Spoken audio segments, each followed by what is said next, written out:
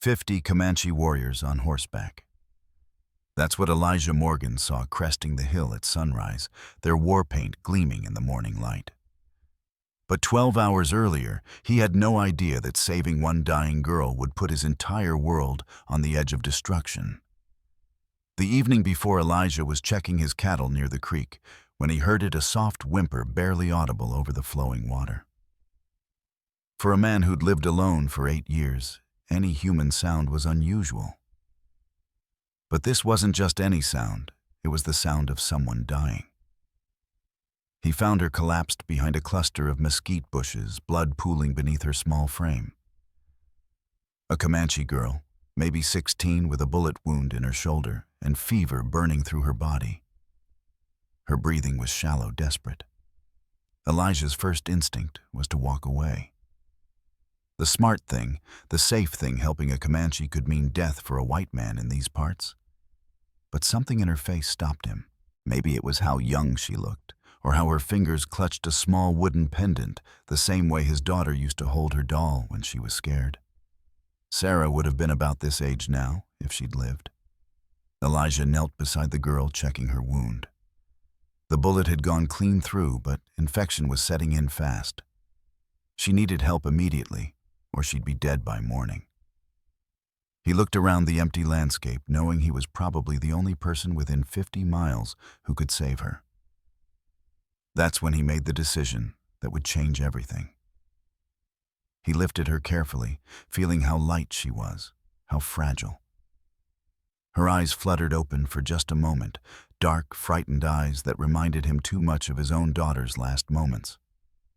Then she was unconscious again, her body limp in his arms.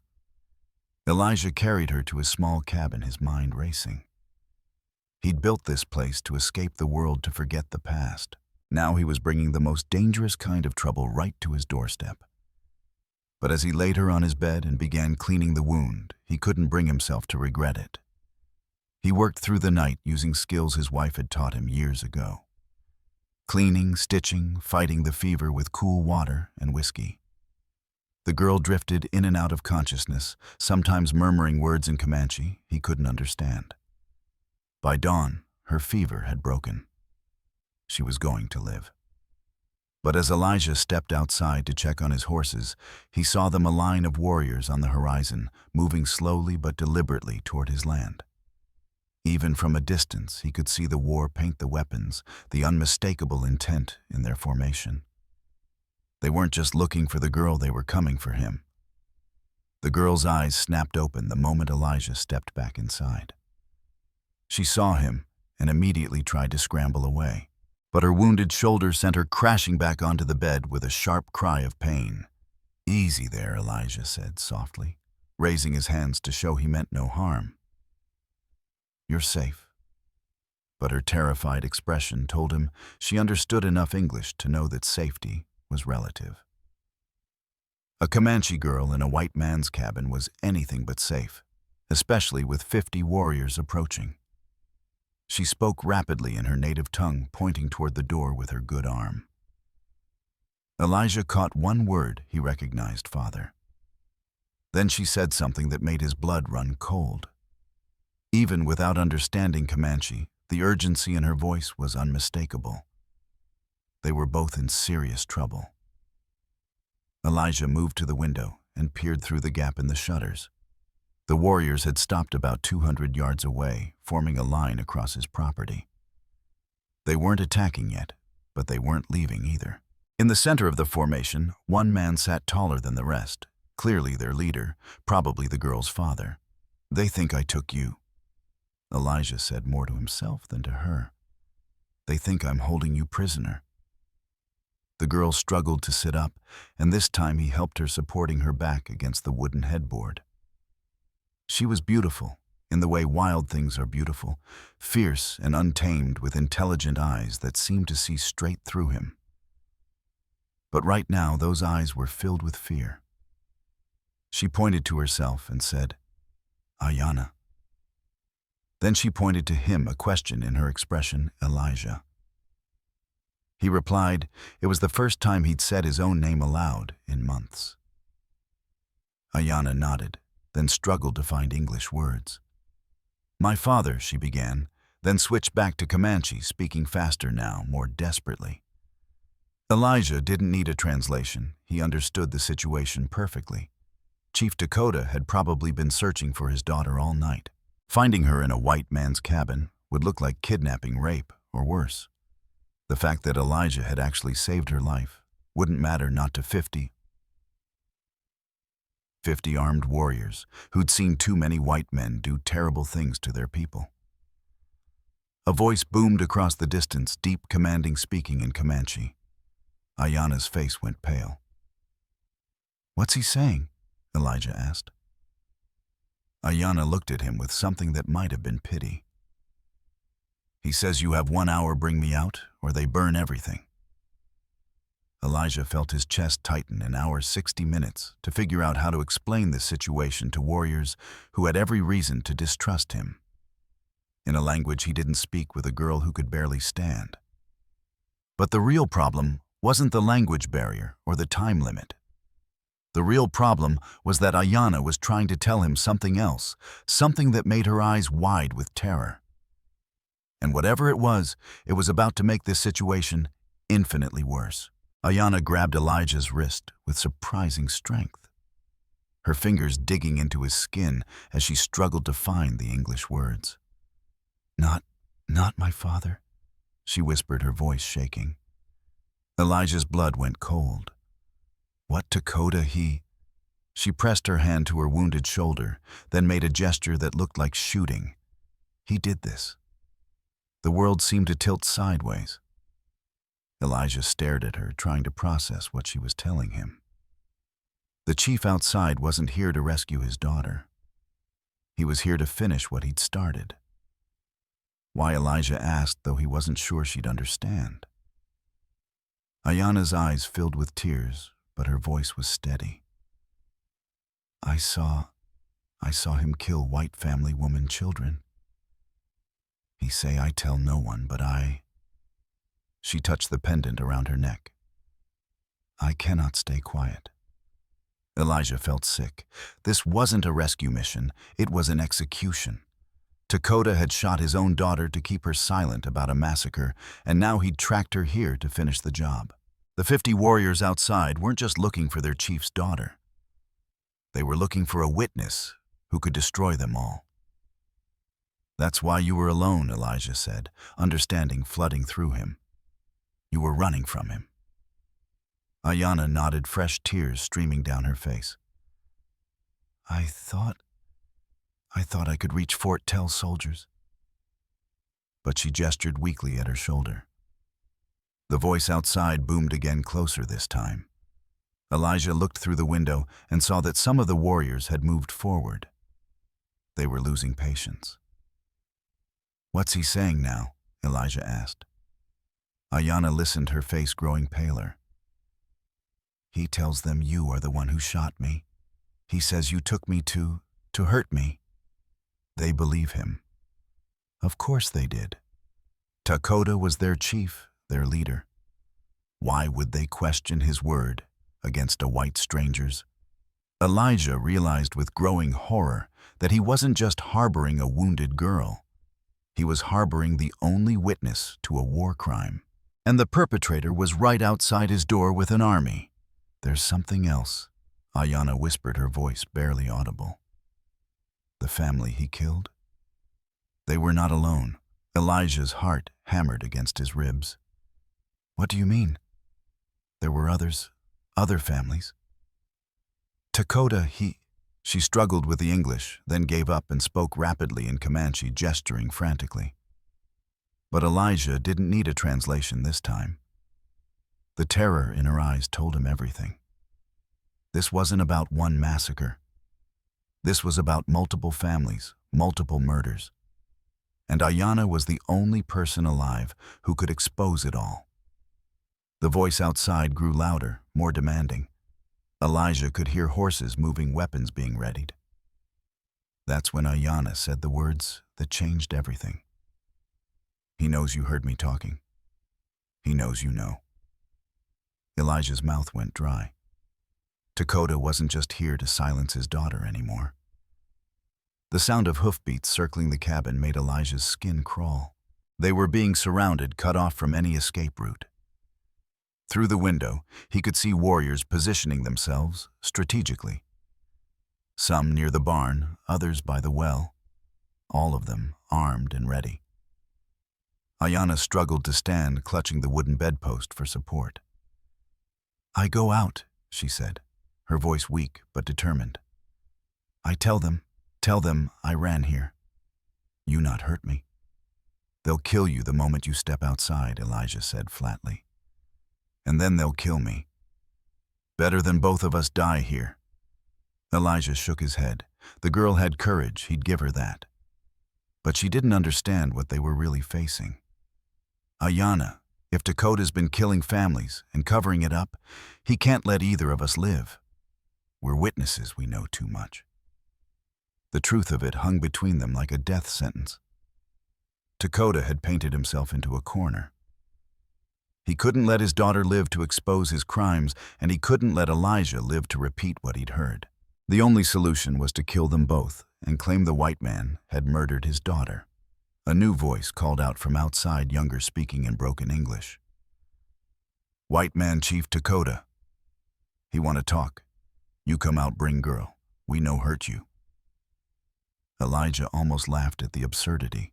No hurt you, when 50 warriors had them surrounded and their leader was a murderer. But then he noticed something in the young warrior's voice. Uncertainty, maybe even doubt. "That's Kiyoshi," Ayanna whispered. "He is good man. He not know what Dakota do." An idea began forming in Elijah's mind. A desperate, probably suicidal idea, but maybe their only chance. How many of them know the truth about what Dakota's been doing? Just him, maybe 1-2 others? The rest, Ayanna shook her head. "They think he protect our people from whites. They not know he kill innocent ones." That was it. That was their only shot. If most of the warriors didn't know about Dakota's crimes, maybe they could be turned. Maybe they'd listen to reason if they knew their chief was lying to them. But first, Elijah had to figure out how to communicate with 50 armed men who probably wanted him dead. He moved to his gun rack and pulled down his rifle, checking the chamber. 6 shots against 50 warriors. The mathematics were not encouraging. "What you do?" Ayanna asked, fear creeping back into her voice. "Something stupid," Elijah replied. He walked to the door, his hand on the latch. "But maybe stupid enough to work." "No," Ayanna grabbed his arm. "They kill you." Elijah looked at her. This brave girl who'd risked everything to expose the truth, who was still trying to protect him, even though she could barely stand. She reminded him so much of Sarah, of the daughter he'd failed to save 8 years ago. He wasn't going to fail again. "Listen to me," he said, turning to face her. "When I go out there, I'm going to tell them the truth, all of it. About what Dakota did, about what you saw. Some of them might believe me. And if they not believe," Elijah checked his rifle one more time, "then we make our stand here." He reached for the door, but Ayanna's next words stopped him cold. "Elijah, there's something else I not tell you about the families Dakota kill." The way she said it made his blood freeze. Whatever she was about to reveal, it was worse than everything she'd already told him. And they were about to run out of time to do anything about it. Ayanna's voice dropped to a whisper, each word hitting Elijah like a physical blow. The families, one of them, had children, little ones. Dakota, he'd tell the warriors, they were killed by soldiers. But I saw him do it himself. Elijah's knees nearly buckled. Children, Dakota hadn't just murdered families. He'd butchered innocent children and blamed it on the army. Then he'd use those deaths to justify more violence, more raids, more bloodshed. How many children, Elijah asked, though he wasn't sure he wanted to know. 3 2 boys, 1 girl. The girl, she was maybe 6 years old. Ayanna's voice broke. She called for her mama when she couldn't finish. She didn't have to.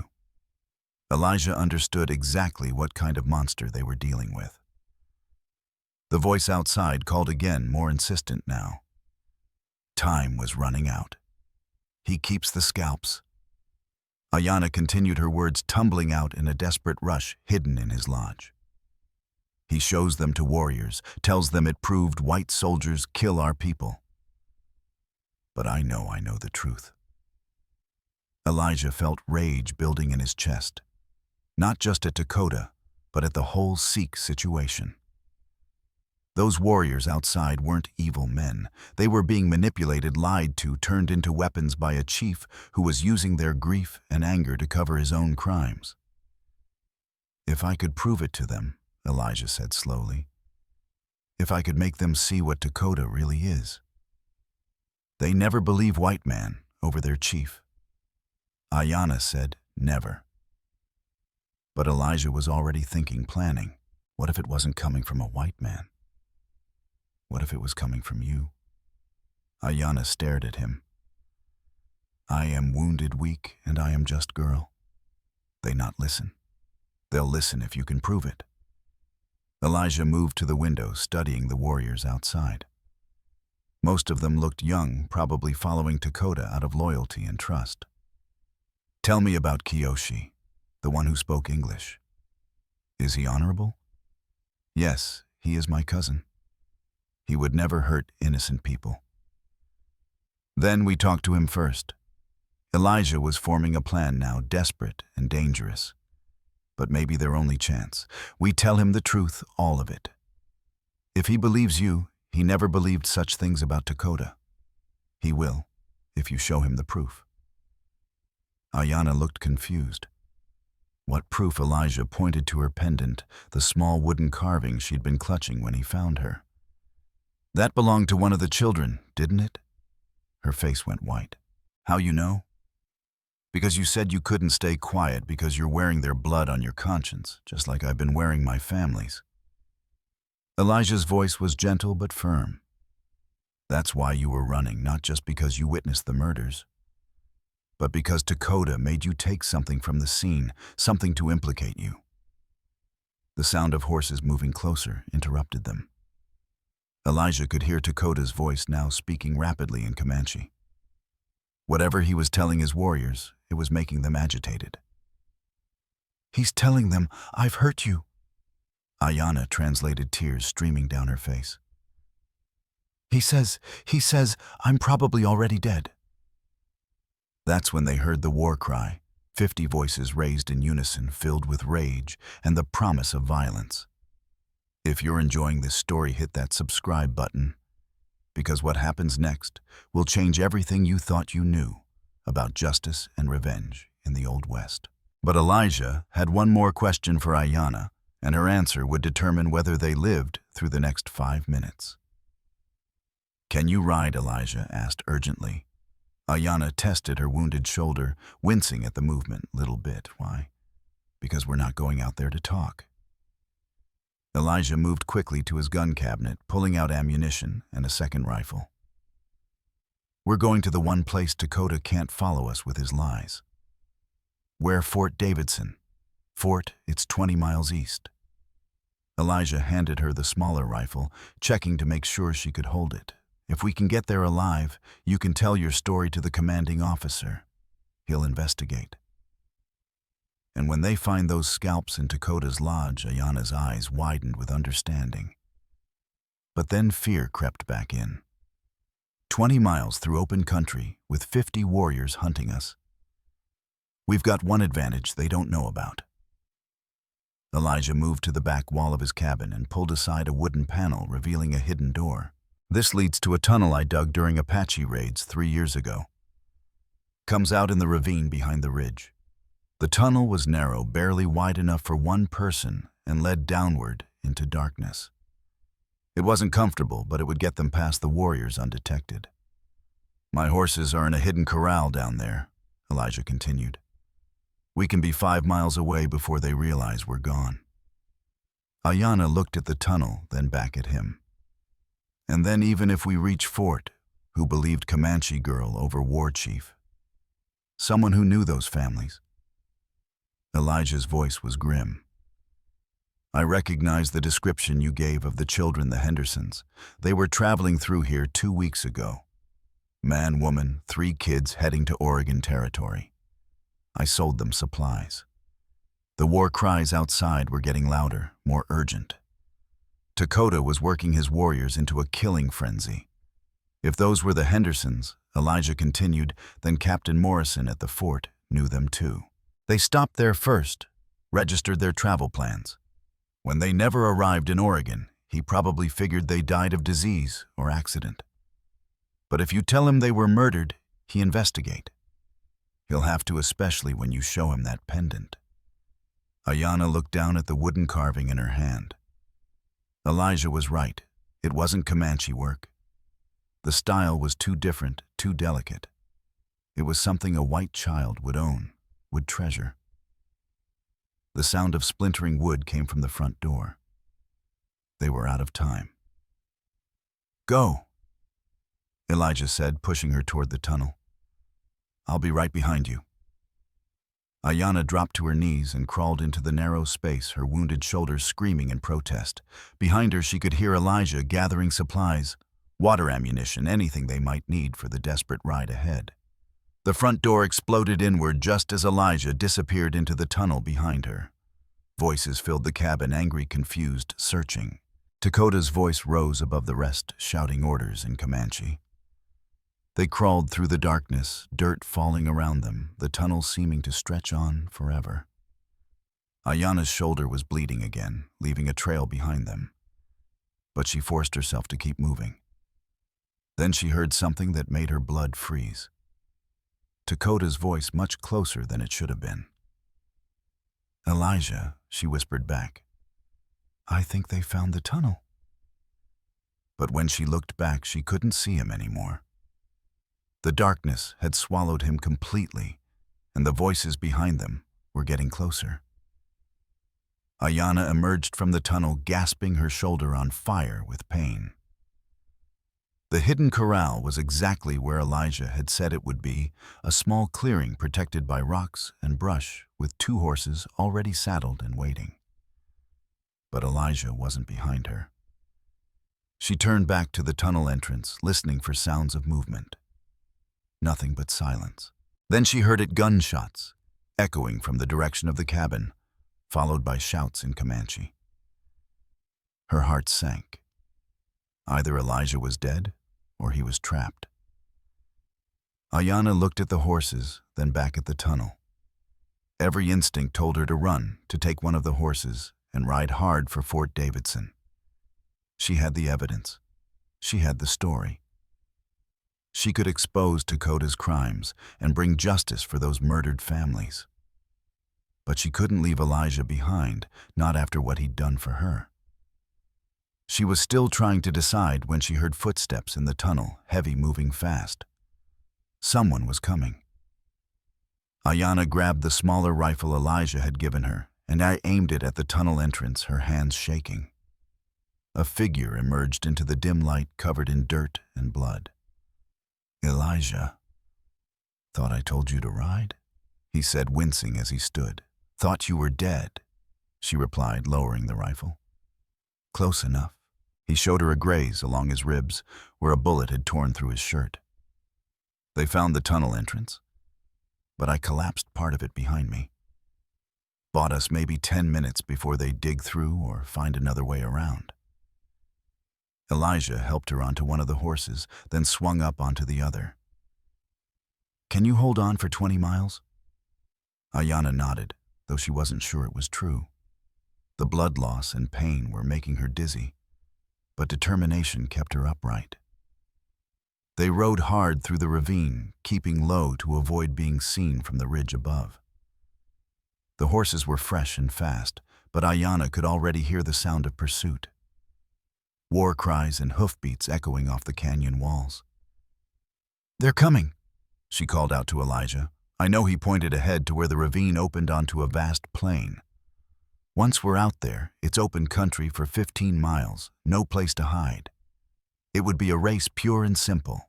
2 riders on good horses against 50 warriors who knew this territory like their own heartbeat. They burst from the ravine at full gallop, the morning sun blazing down on the endless grassland ahead.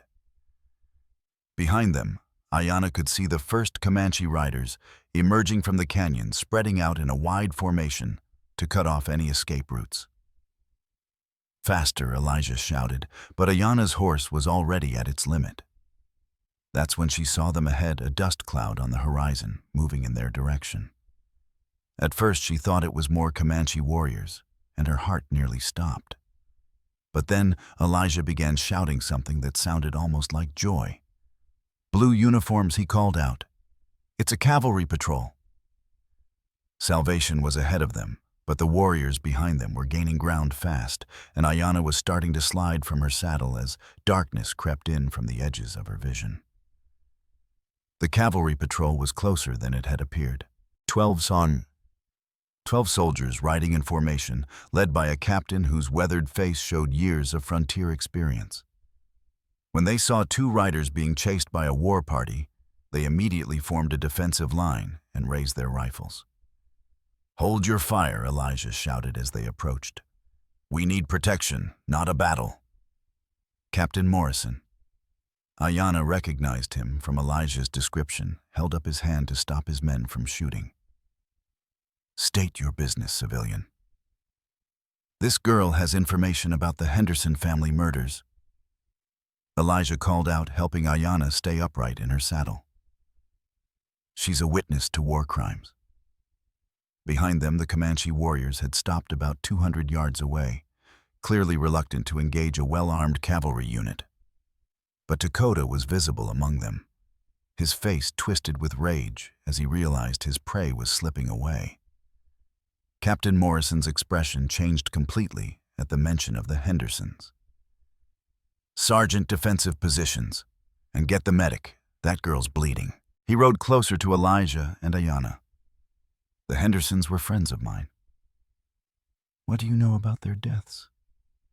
Ayanna struggled to speak, her voice weak but clear. "Chief Dakota, he killed them and others. I saw it happen." "That's a serious accusation, miss." "She has proof," Elijah said, pointing to the pendant around her neck. "That belonged to one of the Henderson children." Morrison examined the wooden carving, his face growing darker. "This is Emily Henderson's. She showed it to me when they stopped at the fort. Her grandmother carved it." He looked back at Ayanna with new intensity. "Are you telling me Dakota murdered that entire family?" "Yes, and he has scalps hidden in his lodge to make warriors think soldiers did it. He uses their anger to cover his crimes." One of the Comanche warriors was riding forward now. The young man Ayanna had called Kiyoshi. He approached slowly, hands visible, clearly wanting to talk rather than fight. "Captain," he called out in careful English, "my chief says the white man stole our medicine woman's daughter, says he hurt her." Morrison looked between Kiyoshi and Ayanna, then at the blood staining her clothes. "Is that true, miss? Did this man harm you?" "No." Ayanna's voice was stronger now, fueled by determination. "He saved my life. Dakota shot me when I tried to tell truth about the murders." Kiyoshi's face went pale. He spoke rapidly in Comanche to Ayanna, and she responded in the same language. Morrison watched the exchange, noting how the young warrior's expression changed from confusion to horror to rage. "What's she telling him?" Morrison asked Elijah. "The truth about what Dakota really is." Kiyoshi wheeled his horse around and rode back to the war party. They could see him talking urgently with the other warriors, gesturing toward Dakota. Several of the warriors began arguing among themselves. "Looks like not everyone's as loyal to your chief," as he thought, Morrison said grimly. Suddenly, Dakota broke from the group and charged toward them alone, his war cry echoing across the plain. But he wasn't heading for the soldiers. He was heading straight for Ayanna. Morrison's rifle cracked, and Dakota tumbled from his horse, hitting the ground hard and rolling to a stop just yards away. The war chief tried to raise his weapon, but Captain Morrison was already standing over him. Chief Dakota Morrison said formally, "You're under arrest for the murder of the Henderson family and conspiracy to incite warfare through false testimony." Dakota spat blood and spoke in Comanche, his words filled with defiance. "He says you have no proof," Ayanna translated weakly. Morrison smiled grimly. "Tell him we'll find those scalps he's been hiding. And when we do, his own people will know what kind of monster they've been following." 3 weeks later, Ayanna stood in the courtroom at Fort Davidson, strong enough now to testify. The scalps had been found exactly where she said they would be. Dakota's remaining supporters had abandoned him when the evidence was presented. Justice had been served, but the cost had been high. Trust between the tribes and the army would take years to rebuild. As for Elijah, he never did return to his isolated cabin. Some said he'd moved east, looking for a fresh start. Others claimed they'd seen him helping other travelers in need along the frontier trails. Ayanna knew the truth. Some acts of compassion change everything, not just for the person receiving help, but for the person brave enough to offer it when the stakes are highest.